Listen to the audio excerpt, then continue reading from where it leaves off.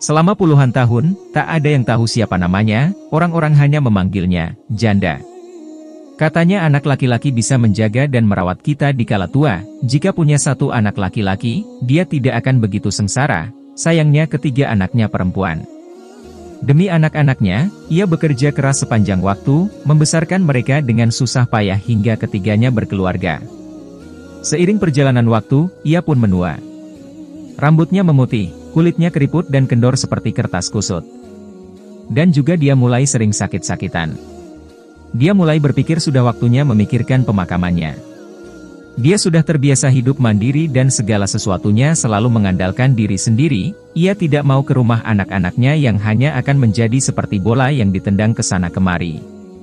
Dia telah memutuskan, akan bertahan di rumahnya yang juga sudah tua itu, hidup menua dalam sepi hingga ajal menjemput. Dia mempunyai satu benda berharga yaitu sebuah jepitan rambut, yang terbuat dari emas. Sebelum dia pergi meninggalkan dunia ini, dia tidak akan meminta apa-apa kepada anak-anaknya. Keinginannya hanya satu, mewariskan barang berharga tersebut kepada salah satu dari ketiga anaknya. Dia ingin memberikan benda itu kepada putrinya yang paling berbakti, dengan begitu ia baru bisa pergi dengan tenang. Tapi, siapa yang paling berbakti di antara ketiga putrinya? Tiga anaknya setelah menikah seperti layang-layang putus, jarang pulang menjenguknya, tapi untungnya tempat tinggal ketiga putrinya itu tidak jauh dari rumahnya. Dia pun memutuskan untuk menjenguk mereka. Paginya, ia pergi ke rumah putri sulungnya, Rosa. Rosa menikah dengan pria yang lumayan kaya di desa. Melihat ibunya datang, Rosa menyiapkan semangkuk bubur dan sayur asin untuknya. Dia hanya makan sekadarnya, lalu pergi.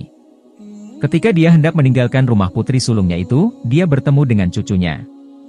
"Nek, ayo masuk ke rumah, kita makan, Mama bilang hari ini masak daging sapi," kata cucunya. "Nenek sudah makan, kalian saja yang makan," "Ya," jawabnya, dan dalam hatinya merasa kecewa. Kemudian dia pergi ke rumah putri keduanya, Seli. Suami Seli juga lumayan baik secara ekonomi dan pekerjaannya juga lancar. Namun, tampaknya Seli tidak begitu senang melihat ibunya datang mengunjunginya. Seli memberi ibunya sayur sisa, roti dan air hangat untuknya. Dia merasa diperlakukan seperti pengemis. Dia hanya makan beberapa suap sambil meneteskan air mata, tapi Seli malah pura-pura tidak melihat sambil berkata, "Bu, sudah siang nih, lebih baik ibu segera pulang, nanti aku akan sibuk sekali begitu anak dan suamiku pulang." Dia mengangguk dan melihat matahari di siang hari yang terik, lalu pergi dengan langkah kaki agak terhuyung. Dia menggelengkan kepala dan mendesah, paling susah ketika mengurus kedua anak perempuan ini, tapi sekarang tidak ada satupun yang bersedia memberi yang layak untuknya. Kemudian dia berjalan pergi, dan tanpa terasa langkah kakinya telah menuju ke rumah putri bungsunya, Vera. Keadaan Vera paling susah dibanding kedua kakaknya. Tak terduga di rumah putri bungsunya, ia dapat hanya semangkuk air putih. Dia berpikir, semua darah dagingku memperlakukan aku seperti ini. Lebih baik jepitan emas ini aku bawa ke dalam peti mati saja. Karena merasa kecewa dan hendak pulang, putri bungsunya itu mengeluarkan rendang daging sapi dan sayuran segar. "Bu, malam ini ibu tidak usah pulang, ayo Bu kita makan," kata putri bungsunya. Dia tercengang melihat masakan yang disuguhkan putri bungsunya ini. Dia tahu persis kondisi putrinya yang susah tidak mampu membeli daging-dagingan. Paling pada saat tahun baru atau hari raya tertentu saja baru bisa makan daging. "Uang dari mana Vera bisa membeli daging?" katanya dalam hati. Saat makan, tanpa sengaja dia melihat rambut anak perempuannya, jepitan rambut yang biasanya terselip di rambut anaknya ternyata sudah tidak kelihatan lagi. Dia tersenyum dan tiba-tiba merasakan kehangatan, tampak air matanya berlinang. Era memandang ibunya sekilas dan berpikir ibunya sedang mencemaskannya, lalu berkata, "Bu, suamiku baik kepadaku. Meski hidupku agak susah, tapi ibu tidak usah khawatir."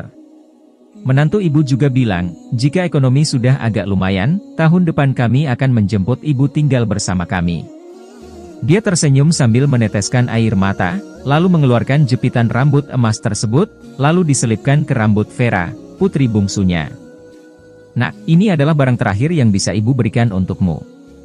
Ibu tidak pernah rela menjualnya walaupun pada kondisi sulit dalam hidup ibu dulu. Barang inilah sesuatu yang mengingatkan ibu untuk terus melihat ke depan, dan masa-masa sulit akan terlewati selama ada usaha," katanya Vera mengangguk, Ia teringat masa-masa sulit ketika bersama dengan kedua kakak dan ibunya dulu, dan tanpa terasa air matanya pun mengalir mengenang semua itu. Dan beberapa pekan kemudian, si janda itu pun meninggal dengan tenang, meninggalkan kehidupannya yang getir.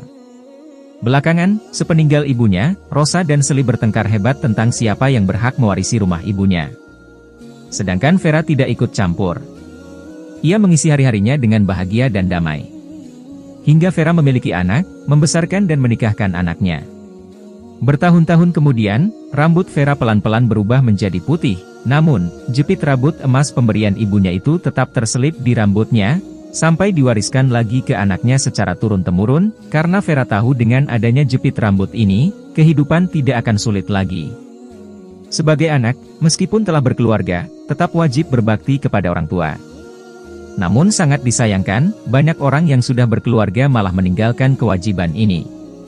Orang tualah yang membesarkan kita dari bayi hingga dewasa. Dari yang belum bisa jalan sampai lulus sekolah. Segala yang kamu nikmati sekarang adalah berkat dari jerih payah orang tuamu. Tanpa mereka kamu tidak akan pernah ada di dunia ini, dan tidak peduli bagaimanapun perjalanan hidupmu kelak, baik susah atau senang, tetap hargailah mereka, sayangi mereka dengan sepenuh hati hingga akhir hayat.